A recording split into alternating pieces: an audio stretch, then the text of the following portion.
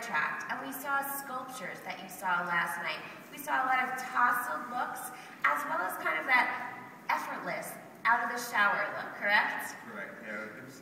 There was lots of juxtapositions of styles going on for spring, summer of this year.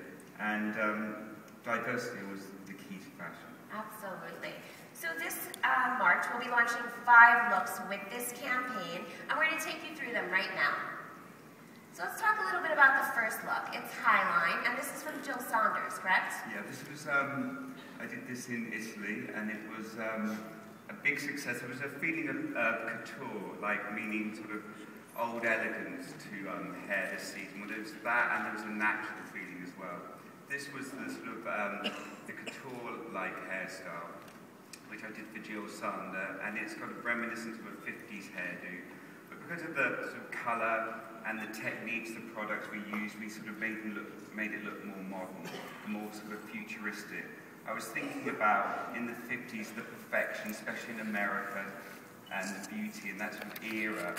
And there's something about that I sort of felt was futuristic as well, the perfection of it. So making this sort of very stylized, almost like a helmet feeling. Last night we saw it with a really great colour that the guys did that pushed that look and made it much more modern feeling. And with the help of I used Forceful 23 on that and really lacquered it, so it was a very sculptural feeling hairdo. I think that's what's interesting what you always say. It's really, you can take something from centuries or decades ago and really update it just by a different texture and using a different product, and that's what makes it relevant today. No, completely. I mean, with the help of the Redken range, that really helps me style hair in a modern way. All the different textures I can create with the products and things like that make the hair look new. And of course we're doing it on different faces. They're not 50s faces, they're girls today. So it does look new, but all the styles you saw last night are based from different decades, but hopefully they felt updated. Modern, absolutely. Modern. So our second look is Crowning Glory. So this is a very interesting and one of the more sculptural looks from the season, and this was Gaultier. Yeah, this is Jean-Paul Gaultier. This is a designer that's based in Paris, and it's another couture-like hairstyle, sort of kind of based from the 30s, that kind of sort of up to, and the 50s. So it's like Parisian Toulouse-Lautrec kind of period, which I'm not quite sure when that was, but then there was a 50s-ness to it as well. And again, with the help of like sculpturing it and making it really perfect, I feel like I achieved like a fun, sort of whimsical, sort of take on a couture hairstyle. And of course, all these kind of styles can be softened for more wearability. I opt to make them extreme because I'm trying to make an impact straight away on the runway. But obviously, I understand in salons, real people are not going to go out with their hair like that. Not many people anyway. So to soften it down, make it more natural, the texture, play with the texture. But just the idea of sort of building different shapes into the hair is something we can take from this sort of couture-like feeling in hair. And you really can use a lot of these looks for inspiration and just make them more inspiration, and they're the idea of different ways of putting hair up, using 3 sections and doing different kinds of rolls. But you could do that with a different texture and make it much more wearable. I think this next look is definitely more wearable. It's something we are going to see a lot of in the magazines as well as on red carpets, and we've been talking a lot about that. Yeah, I think this is something you'll see actresses wearing. I did this for Valentino, which is a very pretty Italian sort of aesthetic about women. And it's almost like I really look forward to doing that show because I know it's going to be testing my sort of, I always work in a more sort of boyish approach to hair, I mean on women, but this is a very feminine show and it's always very girly, and it's a way that I can let that side of my hairdressing skills out. So it's always much softer. When I actually did it for the runway, I actually softened all the hairline. It was a lot more floaty, a lot more messy. So you could do this. Last night you saw it in the bright red, very sculptural feeling, but I think if you did that with a much softer texture and pulled out the hairline, it would be very, very wearable, and a lot of clients would love to have their hair like that. Do you guys agree? Is this a look that you see a lot of clients wearing? And another one of my favorites, and we did this from a very extreme approach to this look last night using hairspray with a hairdryer, which was an interesting technique. Yeah, I mean, I think we can just take a clue from the shape, but then we can, you know, produce it how we want. We could do it like I did last night using the hairspray to create the shape. We could use like a dry texture. We could use like the powder grips to refresh the dry shampoo to create that matte texture and then twist the hair up. We could use a glossy texture.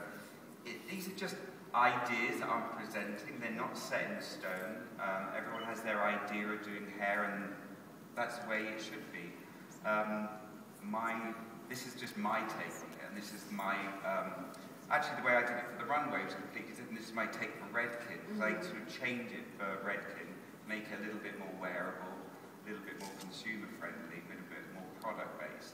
So all these styles, you can just take from them and update them to the way you'd like to do them. And that's, you know, what we were talking about a little before, is that that's really the collaboration with Redken. So Guido does these shows on the runway, but then we really sit down and we look at what would be the best image and branding for Redken. So a lot of these are modified to really speak to our brand values. And finally, this is kind of more of that effortless look that we've seen a lot of, and interesting because there's a lot of shine in this hair. Yeah, I mean, actually on the runway, I did a lot of wet hair. So people say to me, what's good about wet hair? You know, how can we sell this? How can we do it? I suppose what I want to make an extreme version of shine, and sort of like the idea of a nonchalance and ease.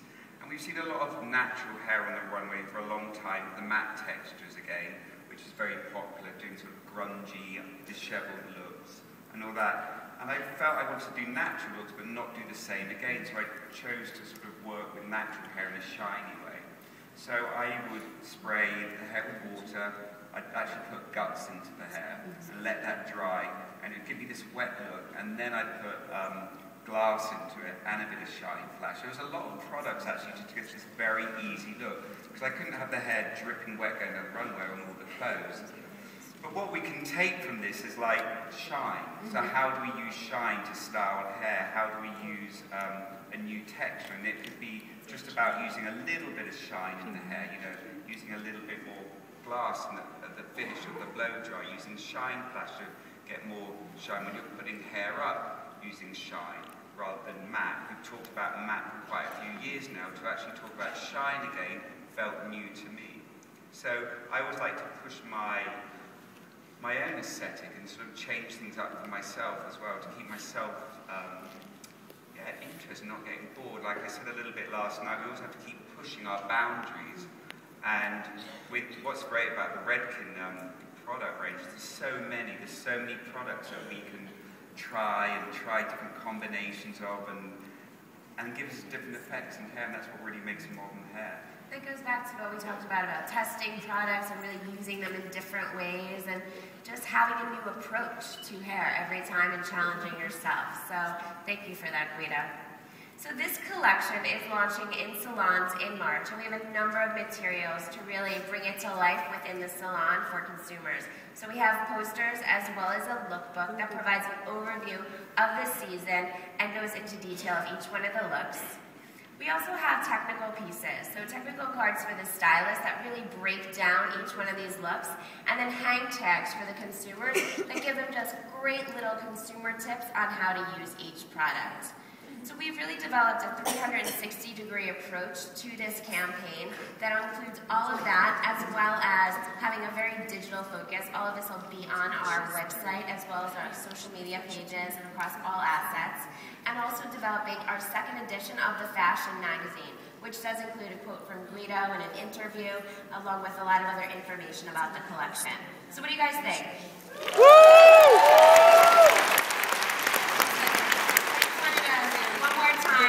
Everyone to thank Guido for attending and the great grand opening. I think everybody